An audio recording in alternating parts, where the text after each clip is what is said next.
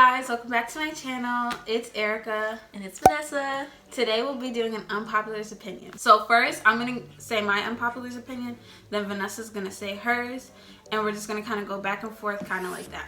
My first unpopular opinion is natural hair should be worn more often during professional events.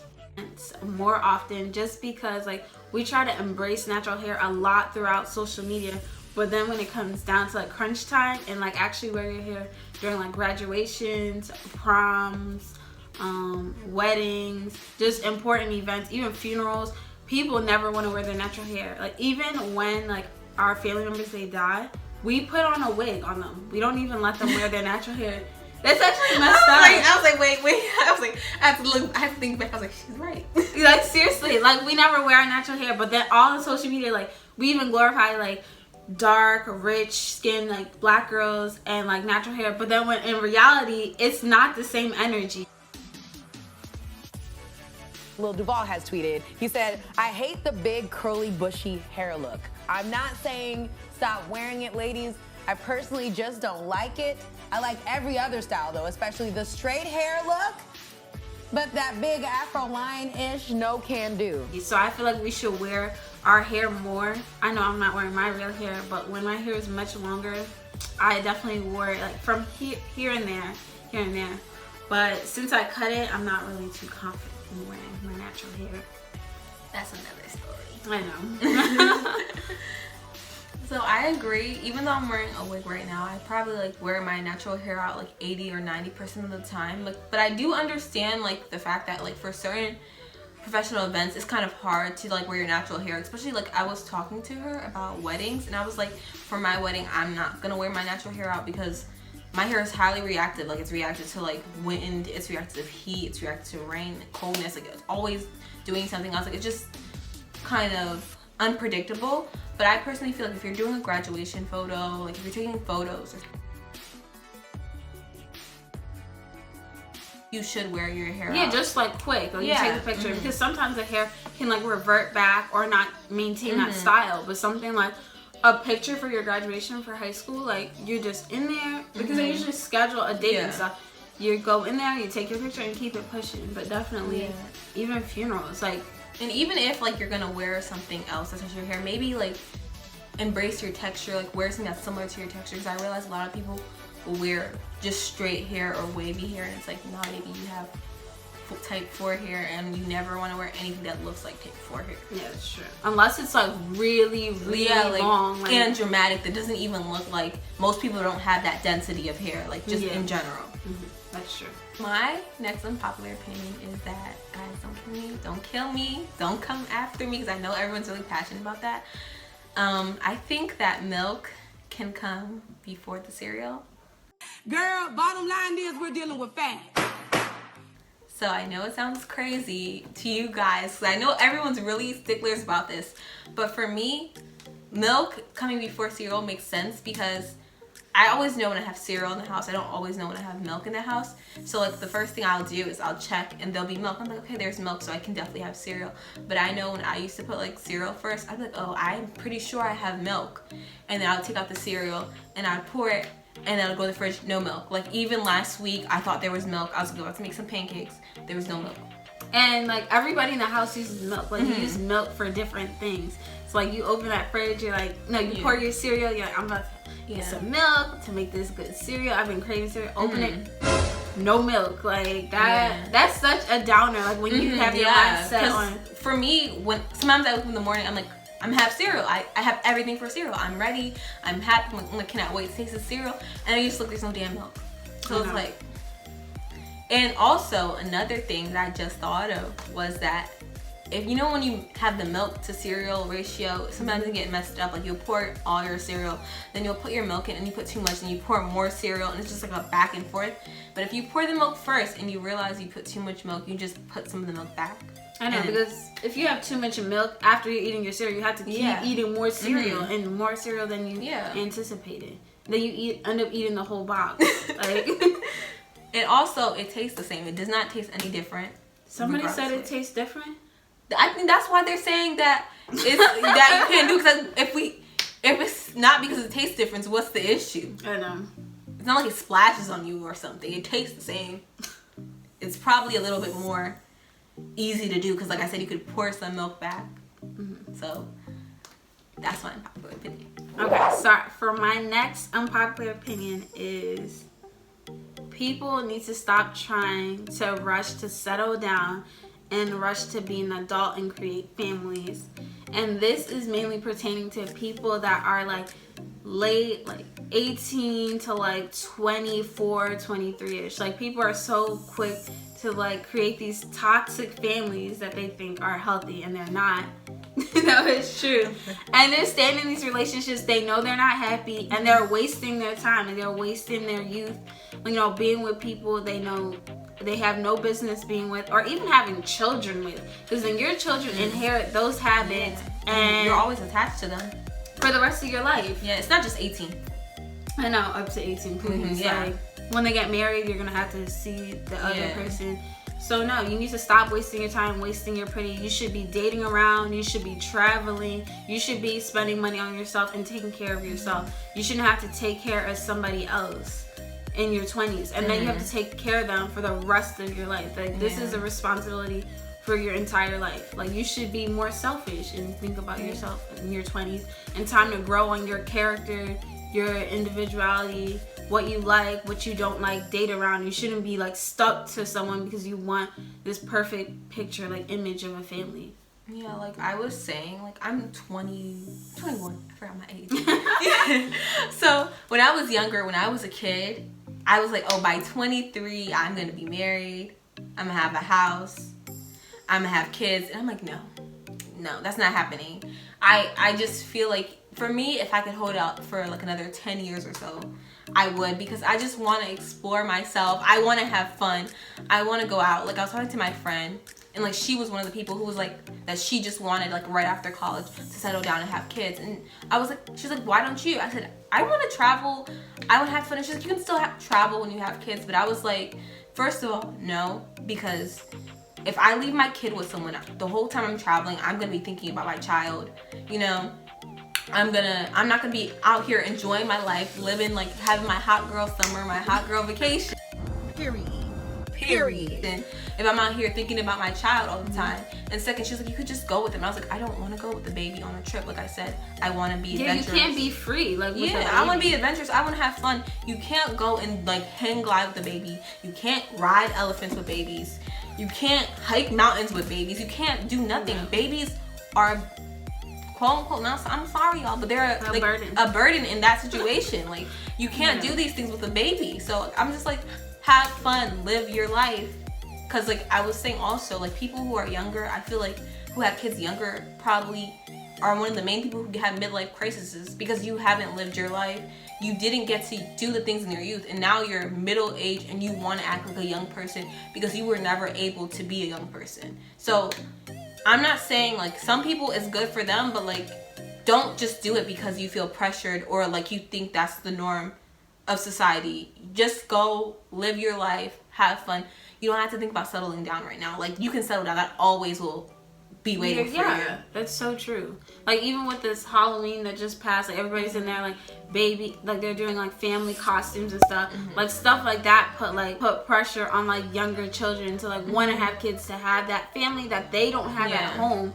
You know, they see it through the lens like on YouTube, so they want that, or they see it on Instagram, they want that. But meanwhile, you could be in a really toxic situation and they just took a picture for 30 seconds and put it on Instagram and caption it. That's not reality. Even their vlogs too, they're edited. You don't know exactly what is really going on in their relationships. Like probably a couple years down the line, they'll be gone. They'll not be together anymore, and then they'll be doing a telltale all the stuff that was going on behind the scenes while you guys were watching them and thinking they were like exemplary families. You don't know. So it's like, it might look fun, but it's easy to make anything look fun behind the screen because you can edit what you're showing. Yeah. So y'all can wait. Like when I see baby photos with people, I'm like, oh, that's cute. I want to hold the baby and give it back to his mother. Like, I'm not trying to have these babies. I'm sorry. Like I told my friends, y'all can have babies. I'm ready to be the auntie that comes over, plays with the babies, and goes home to her quiet house. Right, with your kids. No, I don't know cats. I already told you. Oh, I thought you wanted to cat. No. No. I already told you. I don't want to take care of them. My next unpopular opinion is Friends is not a good show. So when we were younger, she loved, I don't know if she loved Friends, but like she would watch Friends all the time. Every time there was a marathon on, she would watch Friends. I'd be forced to watch it, and I hated it so much growing up. And even as I'm older, I still don't like it. And my reasoning is I feel like every single character on that show is annoying, like in their own special way. Like, so Ross is annoying because I just feel like he's very immature, and he's always like, I'm right, like, oh, and whiny. Yeah, complaining, and it's like, it's always like if something wrong happens to him, in his opinion, it's always someone else's fault. What was it? Rachel, she's annoying too. She's just too much. I don't know. And then Phoebe and the Chandler guy, I think. They're too goofy. It's like nobody in real life is that fun. Like no one in real life is that wacky doodle. Like it's just like, come on now. Monica is also uptight, but like her and Rachel are uptight, but like different versions of it. So I don't like it. And Monica's boyfriend, I don't like him either. I don't even remember why, because I haven't watched in a couple years. But I don't like her boyfriend. But Chandler is cute. I beg to differ. I'm sorry, because he's a real life actor. I need to not talk about people who are real life like that. But yeah, and also like I was saying, when Netflix took all those millions of dollars to have Friends on for only one more year, I was like, you guys could have took all that money and made better original content, bought other films, bought other TV shows that we could enjoy on it. I'm like, you guys spent all that money for Friends, for only 1 year of Friends, not even like a couple years, just 1 year of Friends, to have Friends for one extra year. But you know what's better than Friends? It's a 90s show. Is Fresh Prince of Bel-Air. I like Fresh Prince of Bel-Air. It's actually funny to me. Friends wasn't funny to me. Like every character in my book is just annoying. I'm just like, come on. I understand. Like it kind of shows like adults are still lost, but I'm like, come on, are you serious? Nobody's like. So the next unpopular opinion is don't waste your pretty.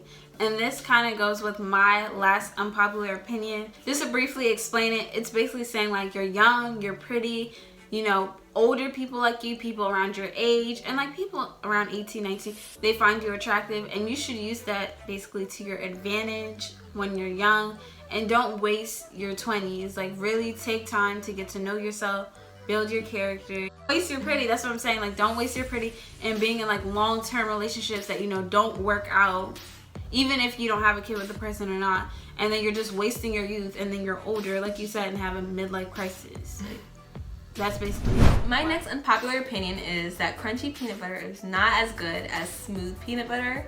Like I've been hearing around a lot that people have been saying that crunchy peanut butter is good, smooth peanut butter isn't good. I'm like, crunchy peanut butter is nasty. It kind of tastes like they didn't finish the peanut butter making process and they just left the chunks in there. And like, who wants to chew your peanut butter? And when you think of butter, butter is supposed to be smooth. Peanut butter that is chunky is not butter. It is chunk. It's peanut chunks. Like, it's nasty. That need to go. That's it. Alright.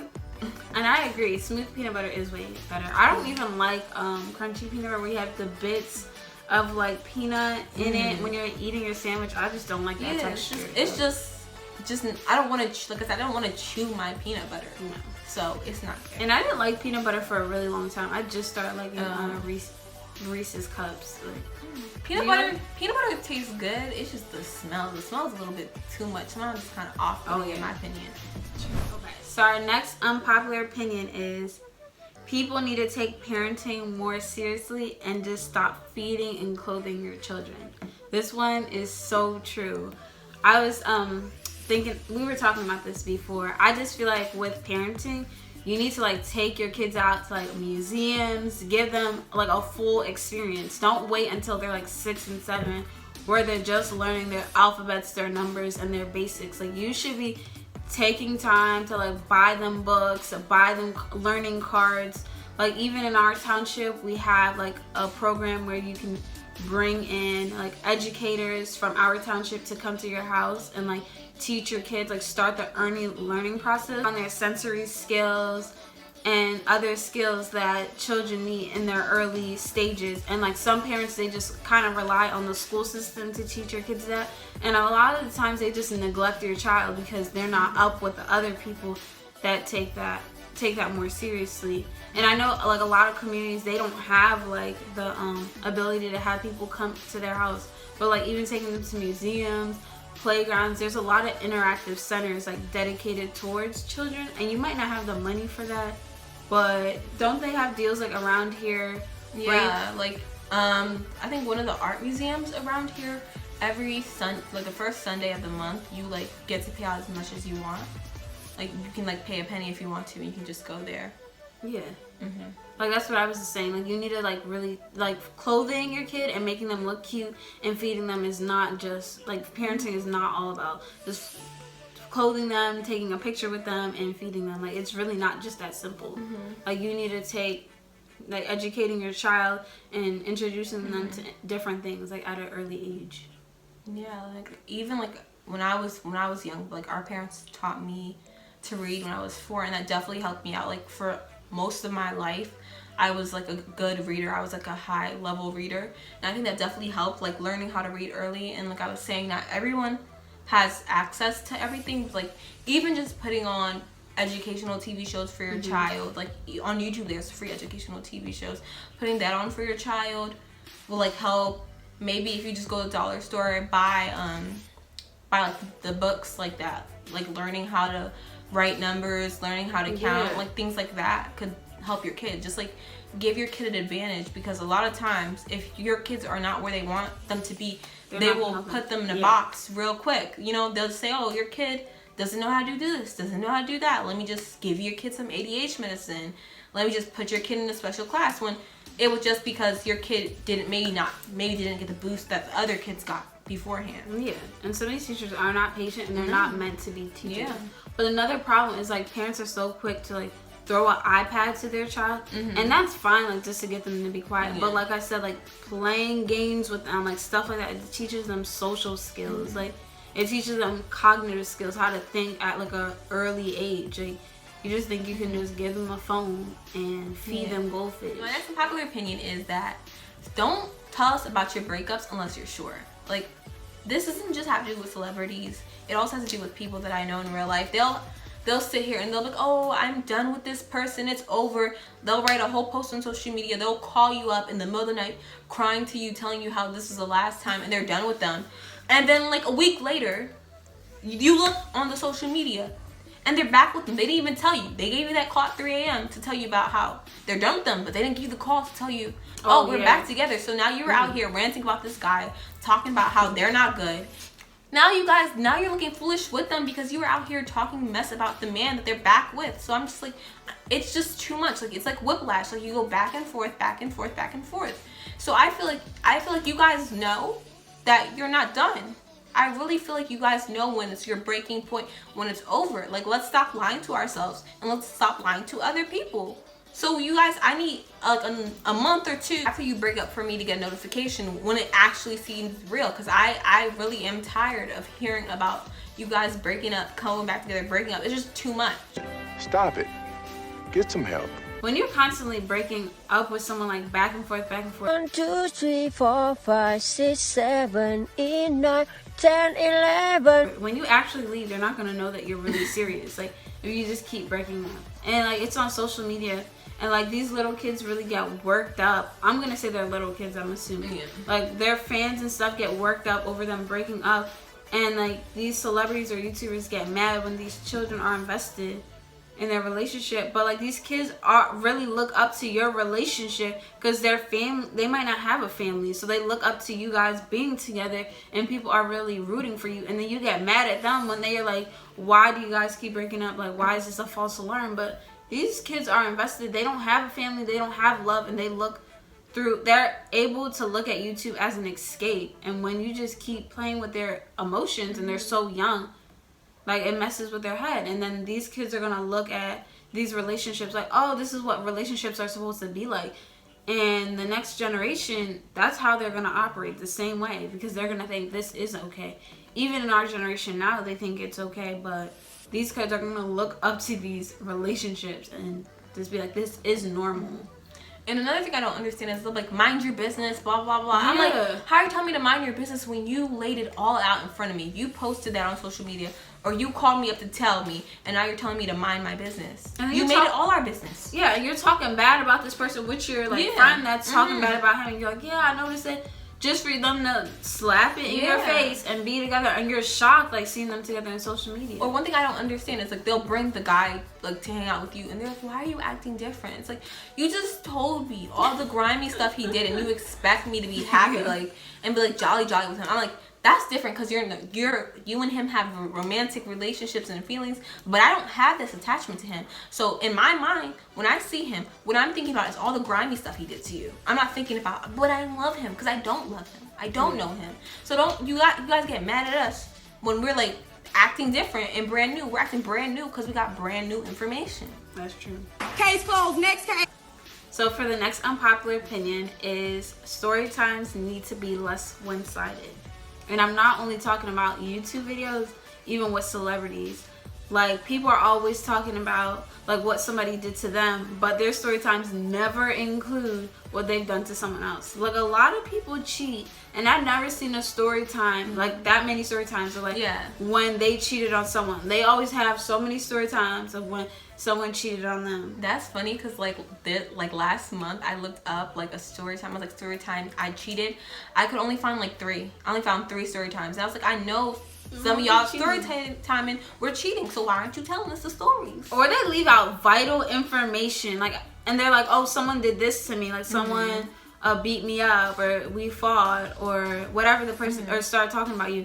But, like, you were talking about the person the whole time. That's why they started talking about you, and they were matching your energy.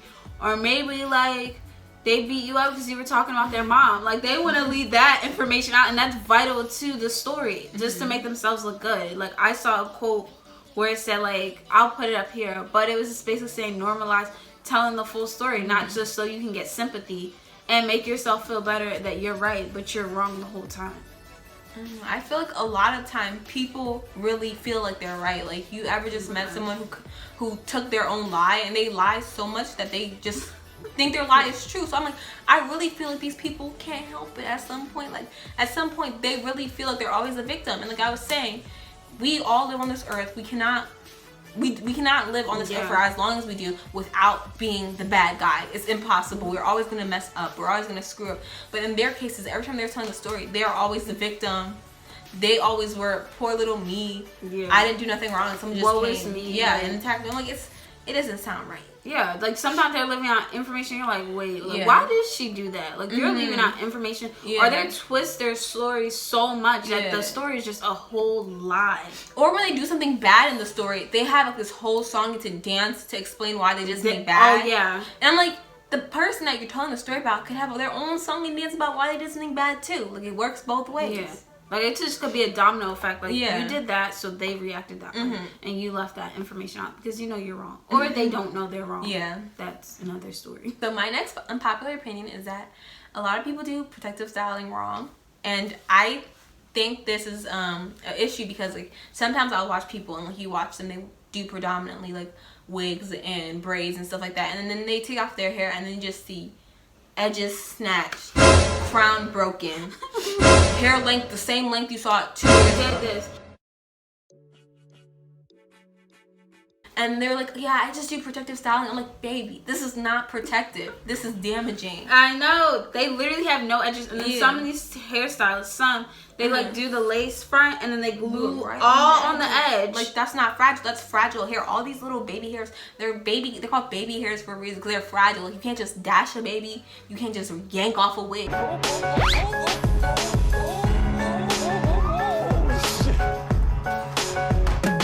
You can't just glue that onto your edges. And, like, you guys act like traction alopecia is not real. Sometimes once they go, they're gone. And so all this fighting and stuff, their edges are gonna be snatched. The first thing they do is pull off their wigs.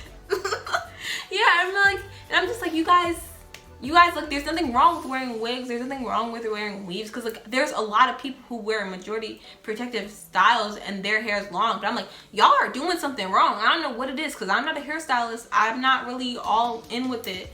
But I'm like, you guys are doing something wrong. Because I'm like, you guys care so much about, at this point, you care so much about the wig more than your real hair. Because I'm like, at the end of the day, the wig will leave. What you're left with is your hair. So like, if you're gonna take care of something, you need to stop making your wig look laid to the gods and make sure that your hair underneath that wig is thriving and doing well. That's true. That's it for all the unpopular opinion. Make sure to like, comment, and subscribe. Thank you for watching.